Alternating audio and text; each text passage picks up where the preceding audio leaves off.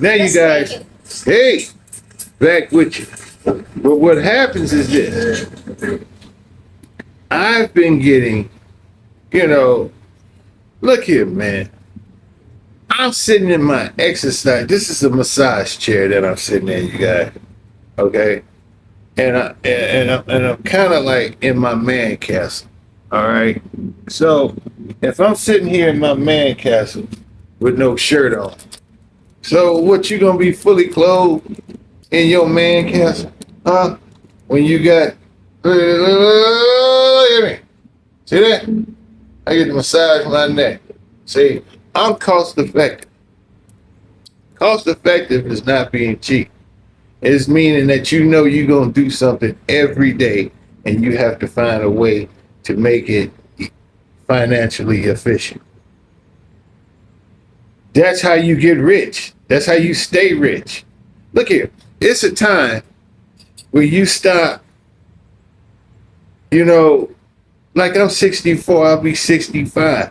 10 more years, I hope I still have my brain waves to function. But until then, you have to prepare. You have to live your best life. I know we couldn't do that earlier in our lives because we didn't know if we was going to live tomorrow. You hear me? We was living under constant stress. And the only way we can get rid of our stress was either through chemical, physical. You understand? That's why every time you went into your local store, you grabbed a beer and a pack of potato chips because you needed that salt to stop all that stress. Look at my bar. At one time, that was, then I slowed down on drinking at the pinnacle of my height. You understand that? I did. That's why you can see at the top all that expensive alcohol.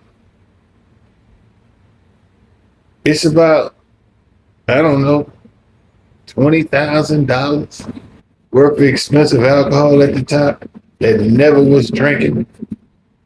And probably never will be drinking. Because at the time I was building that bar, I was hosting and entertaining a lot of well-to-do people who had an appetite for that type.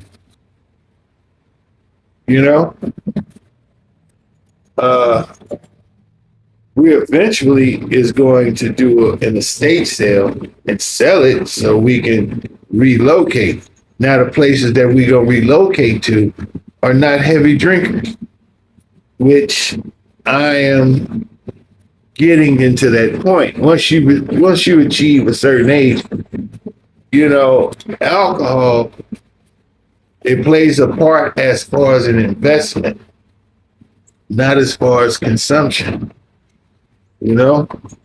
So that's the reason. I don't have a shirt on because I'm at home. I'm in my man castle. I got a view of the ocean. I'm sitting in top floors. I got a beautiful wife, as you well know. Finances vary. All right, look, man. You learn the difference between being worth and having. Okay. Now, I'm not going to do because I'm expecting the people that's watching me to be intelligent enough to know what I'm saying. All right. You can be worth a lot. Trust me. You can be house rich and cash poor. Meaning this, I can have all the stocks in our world in the world and test them. But if I'm only running $15, $20 million in the bank, I'm not as rich as they tell you I am. You understand? Of course, people like that, have a heart. They want to change the world, but they got to do it in a systematic place. They can't do it to the fact where it's just going to harm the stockholders. nor because their money is tied up into that. They're a major stockholder. Nor are they going to do it, for benevolency. See, because they still had the mindset that we are overpopulated, And when I'm telling you that 30-year plan, oh, it's already in place. I've seen it happen twice in my lifetime. I'm 60. Twice. And I can only speak, from experience. So, no cost of living. All right. I'm currently living in Patio, Thailand. Been here since 2008. Didn't decide to make no videos, no information, no Facebook, no none of that until I was safe. Now, you saying, Mark, what do you call safe? I call safe having enough wealth to where you can't take it. You can't falsely prosecute me, and you cannot say anything wrong against me. Because unfortunately, right here in Thailand, which is so beautiful, you got a camera everywhere. This is the most, what I call, restricted country in the world. It is.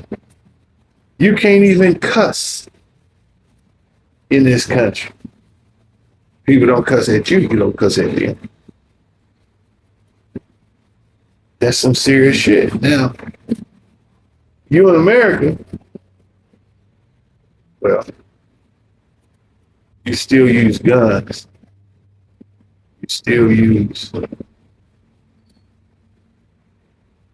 foul vocabulary. And you like money more than you like family. Anytime, do you recognize this? Since this is supposed to be a third world country. Since I've been over here, I have had to send money back to the United States. And I'm an old guy. I'm trying to retire, right? Things go higher when you get older. You might need nursing care. You might need, operations and things such as that. You need money to care for you. So my best gift for them is to make sure that I care for myself. That's it. It ain't no such thing back in the day where it's, Grandpa, you can come stay with us, stay down here and still have your sovereignty. No. No. So while you still cognizant and while you still have a lightweight brain, hello, you do something about it. Now, I made a video about how I feel that Thailand is not responsible for taking care of the world's elderly people. Now, if you've been here 20 years, and your insurance is going to expire because they say, well, we ain't going to insure you past the age of such and such. That should gave you enough time. And I'll tell you something, it's not that hard. All you have to do is put up at least 2 million baht, which is roughly $60,000. All right. And you should, well, you only got 800 for your visa. So that means you only left with 1.4 million baht. You could put that up in a bank on a card. You ain't hear me though. You can self-insure. Now, my account, right? Funny guy. You know what? I've been knowing him for years. When we first got here, I had set up an account, right? Whereas I just put money over there and didn't worry about it because it was just basically a part of my visa. Then I had forgot about it because I had got this other insurance through, through my investment firm, BlackRock. So, but I was still paying AXA and different other insurance companies because, that was just normal in your head. You don't want to be stupid, So then when he looked at it, he said, how long you had this account? I said, I don't know. We started that, 10 years ago? Some shit like that. He said, you know how much you got in it?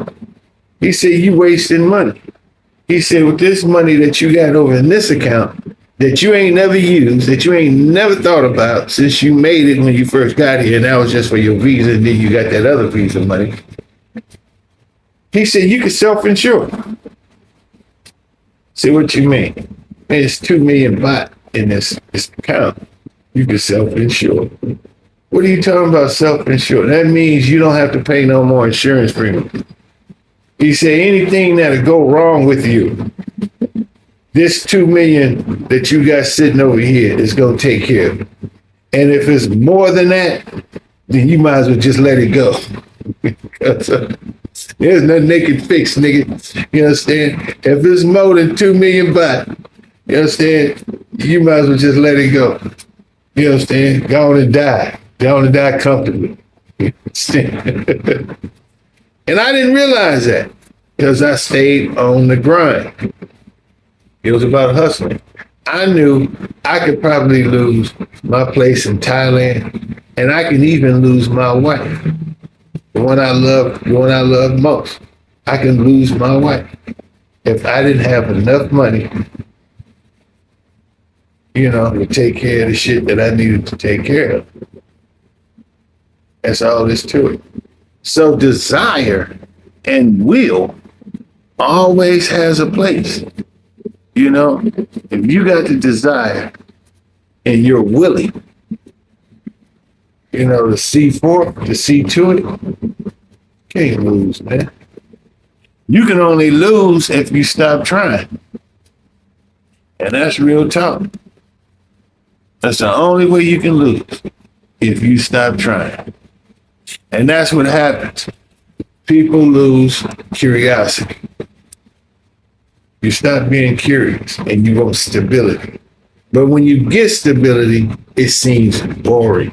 It's not moving fast enough. No. Stability stayed stable. You the one that slowed down.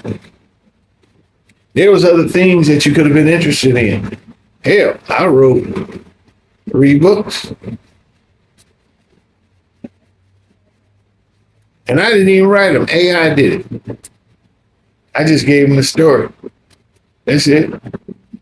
I gave my memoirs. I gave everything that I had in my closet since everything happened to me. I was writing it down because I knew they wasn't right. At the time, I couldn't spell. At the time, they didn't have voice recognition. So when I got to tell my story, now this is the problem. I told my story, and it told me when you're making this book, put yourself in that time. You can't write a book on hindsight. You understand? Because you're going to think differently. Put yourself how you felt at that time. All the information that you had at that time. And then you have to write it down. You know what I mean? So, I don't know how to end this. Oh, I'm going to end it with that thunder and lightning right there. I'm out.